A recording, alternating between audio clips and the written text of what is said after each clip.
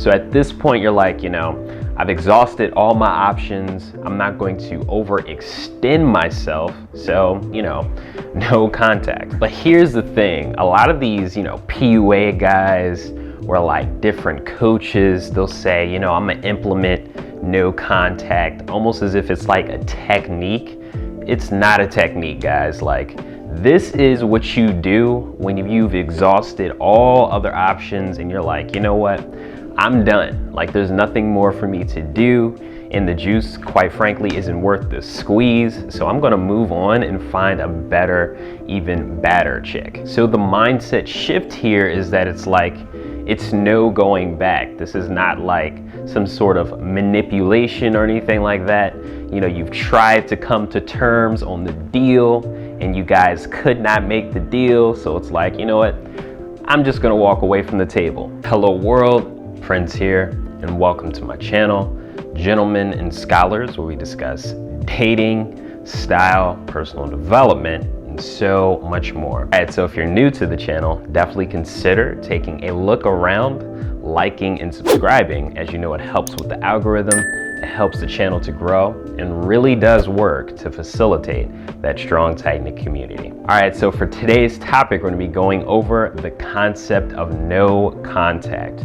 I'm gonna be going over how it works, the effect it has, and I'll also share a brief story that just illustrates the impact that it can have. So, I mean, you're definitely gonna wanna watch this one to the end because it's gonna be packed with some key information. So definitely make sure you stay tuned. But without further ado, let's just go ahead and jump right into today's video.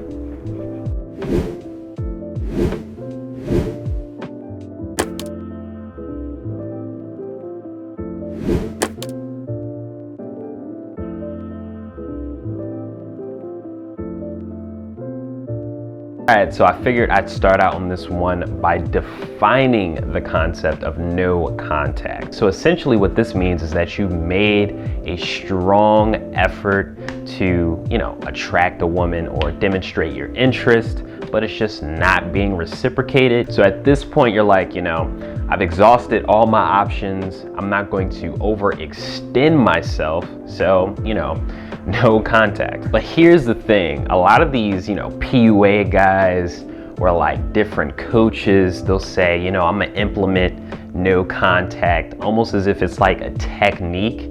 It's not a technique, guys. Like, this is what you do when you've exhausted all other options and you're like, you know what? I'm done. Like, there's nothing more for me to do, and the juice, quite frankly, isn't worth the squeeze. So I'm gonna move on and find a better, even badder chick. So the mindset shift here is that it's like, it's no going back. This is not like some sort of manipulation or anything like that. You've tried to come to terms on the deal and you guys could not make the deal. So it's like, you know what? I'm just gonna walk away from the table. And the guys that really struggle with this here, these are the guys that really have a hard time developing standards for themselves. A lot of these guys have low self-esteem. So, they're willing to put up with any and every type of disrespect.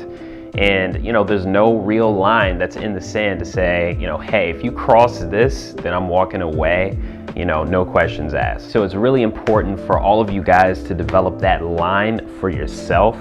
I know it's gonna vary a little bit depending on, from person to person, but, one way that really helped me to develop this line is, consulting with my elders, hearing their stories, hearing some of the pitfalls that they had to go through, especially when it came with dating or picking the wrong mate.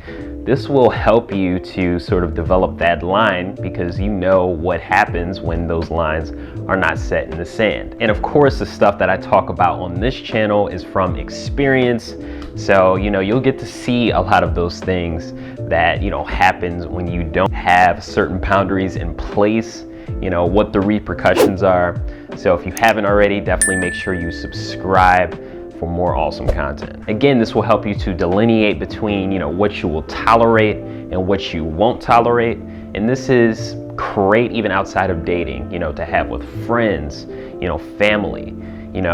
and obviously intimate relationships.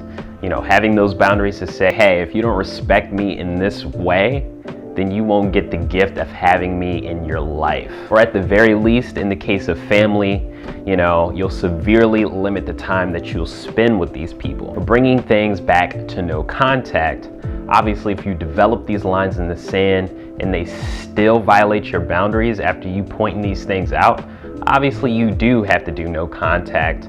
But the effect that it has is that, over time, if there's still a certain level of attraction there from the woman, meaning she still actually kind of likes you, and you haven't done a ton of things to ruin the attraction or ruin that polarity, it'll cause the woman to actually think about the things that she has done to you.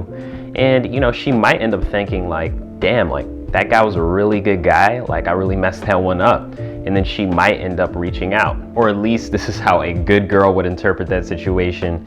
A good girl is gonna think, hey, like I may have ruined something with a really good guy.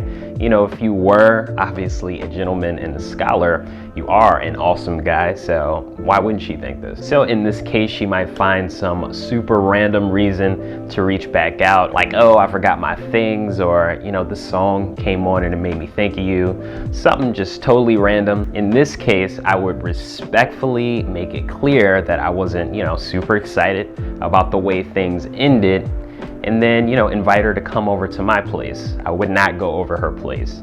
If she did the messing up, she needs to do the making up. However, let's say hypothetically, you implement no contact and, you're not reaching out to the girl, but then let's say a month or 2 months go by, you haven't heard from her, so you reach back out. The effect that this has is the total opposite. If she was thinking like, damn, like I really messed something up with a good guy, she may have just been about to, reach back out to you, but then you reach out. So what this tells her is that her behavior was okay. She has no reason to change it because you'll always come back. This is how she's interpreting it. So more than likely, you're gonna end up dealing with the same BS. So definitely make sure that if you do decide that, hey, like she's crossed the line, this is the last straw, that you make sure that that is the end. You need to mean that statement. And for me, honestly, the way that I look at things, I look at it as my little way of making the world just a little bit better. Because, when you do something like that, when you set those boundaries and then she crosses them and then you totally let her go, she might not come back. She might not change her actions for you. But maybe down the line, when she's talking to another guy, she might actually think back to this situation and say, you know what, I'm not gonna make that same mistake again. So in a weird way, you kind of are making the world just a little bit better. And to illustrate this point, I'll go ahead and end off on a brief story that took place while I was in college. But hey, first, really quick, if you haven't already, definitely make sure to subscribe. Definitely like, as you know, it helps the algorithm, it helps the channel to grow, and it really does work to facilitate that strong, tight-knit community of gentlemen and scholars. So now for the story. So while I was in college, I actually had my eye on this really cute girl in my finance class. I mean, she was a really sexy Ecuadorian girl who was like petite but had like a fantastic body. So I'm like, man, like I have to meet this girl. Her major was finance and she was really smart and seemed really attracted to me. I would catch her giving me stares, glances, good eye contact. So one day after a finance exam, I caught her on her way out and, I approached her, but, at this time I went for the indirect approach. So, I just referenced something regarding the exam, saying something like, oh yeah, like that was pretty hard, like how'd you do? Then we got to talking for a bit. The conversation went really smoothly. She was really engaged. So of course I went for the number. I said, hey, we should definitely keep in touch, and I'm enjoying our conversation. So, hey, why don't you give me your number? So boom, I got her number. We talked for a bit. And then when I go to set the date, she actually mentions that she had a boyfriend. Mind you, she never mentioned this up until this point. So in my mind, I'm thinking, okay, there is a possibility that this girl belongs to the streets, because, you know, this is just not something that you omit, you know, especially if a guy is clearly trying to get at you. You don't go and give the guy your number. It's just not something that a good, committed woman would do. By the way, I also did make a video on the signs to know when a girl belongs to the streets, so go ahead and check the channel for that one. I'll go ahead and drop a link in the description as well. But anyway, at this point, I totally fell back from the situation. I'm like, okay, hey, you know, once you're done with that, you know, you're all finished with that situation, definitely let me know. You know, I would love to see you. And that was it. Like, on my side, I was completely done. There was nothing more for me to do. There was no more persuading or anything like that. I was done, and I was like, I'm gonna find me another woman. But here's the thing, she just kept reaching out. She would find any and every reason to contact me.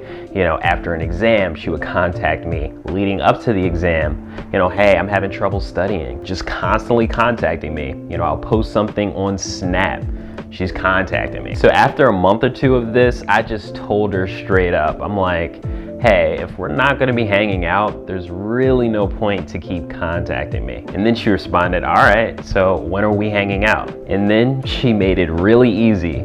You know, I set the date, I picked her up, and you know, we had a good time. So anyway, I just said all that to say, that just shows you the power of doing no contact. You know, it's not a method, it's not manipulation. This is when you've exhausted all other options and there's nothing left to do. At some point, if she violates your boundaries, you have to say, you know, hey, enough's enough, and you know, there's nothing more for me to do. I'm gonna walk away from the situation and go find me someone better.